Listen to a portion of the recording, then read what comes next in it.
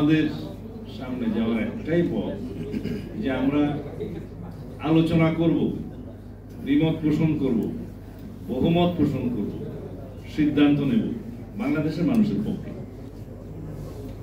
আমরা সকল রাজনৈতিক পক্ষই পরাজিত হব, শুধুমাত্র জিতবে বাংলাদেশের মানুষ। বাংলাদেশের মানুষকেই জিততে দিতে হবে এবং আমাদের সবাইকে সেই জায়গায় পরাজিত হতে হবে। এটা আমার কথা নয়, এটা দক্ষিণ আফ্রিকার অভিসংবাদিত নেতা নেলসন ম্যান্ডেলার কথা। Late the people win. এখন আমরা সেই জায়গায় এসে দাঁড়িয়েছি। আজকের দিনে প্রশ্ন হচ্ছে যে আমরা সামনের দিনে কি কি সংস্কার চাই, কিভাবে নির্বাচন চাই, কখন নির্বাচন চাই ইত্যাদি। প্রশ্ন হচ্ছে এই সরকারের সফলতা, ব্যর্থতা, সিদ্ধান্ত এবং সিদ্ধান্তহীনতা, এগুলো এখনকার প্রশ্ন। আমরা যদি এই সরকারকে সফল হতে দিতে চাই, তাহলে সরকারকে গাইড করার জন্য, পরিচালনা করার জন্য আমাদেরকে যথেষ্ট সমালোচনা করতে হবে।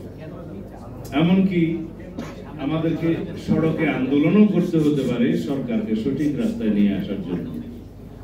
সরকার মাত্রই সিদ্ধান্তের মধ্যে ভুল করতে পারে, সেটা সকল সরকারের ক্ষেত্রেই প্রযোজ্য।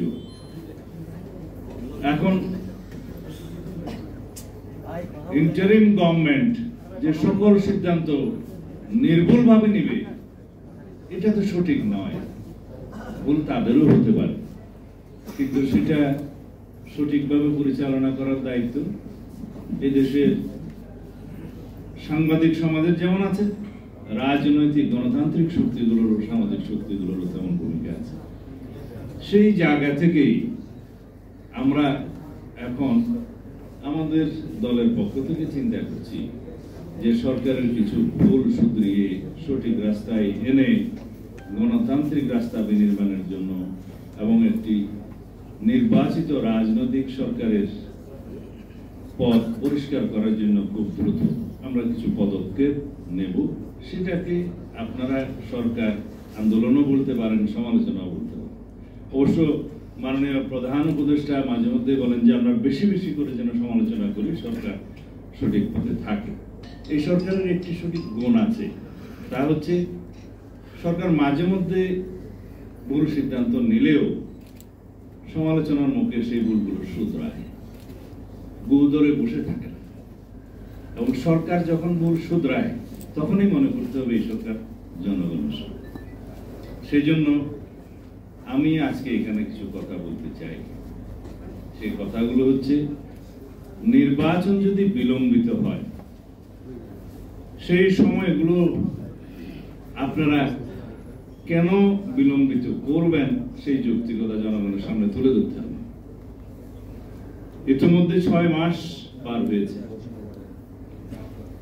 সংস্কার কমিশনগুলো রিপোর্ট প্রদান করেছে সরকারের কাছে।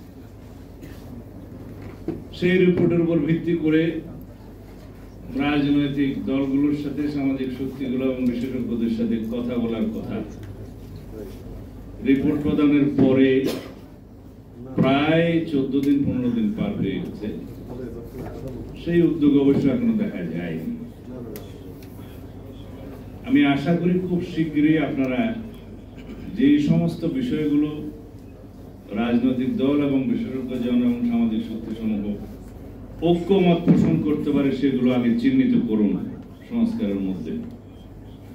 সংস্কার কমিশনের রিপোর্টগুলো অত্যন্ত সুন্দর, বুঝলাম, কিন্তু সকল বিষয়গুলো কি ওখানে এসছে? অবশ্যই না। আবার কিছু বিষয় কি অতিরিক্ত এসছে? অবশ্যই না। আর কিছু বিষয় কি এসছে এরকম যেগুলো বাস্তবায়ন করা যাবে না, ইউটোপিয়ান আইডিয়াস, এবং যে সমস্ত বিষয়গুলো এসছে যে বাংলাদেশের রাজনৈতিক কালচারে এবং সামাজিক কালচারে যায় না, সেই বিষয়গুলো আমাদেরকে চিন্তা করতে হবে।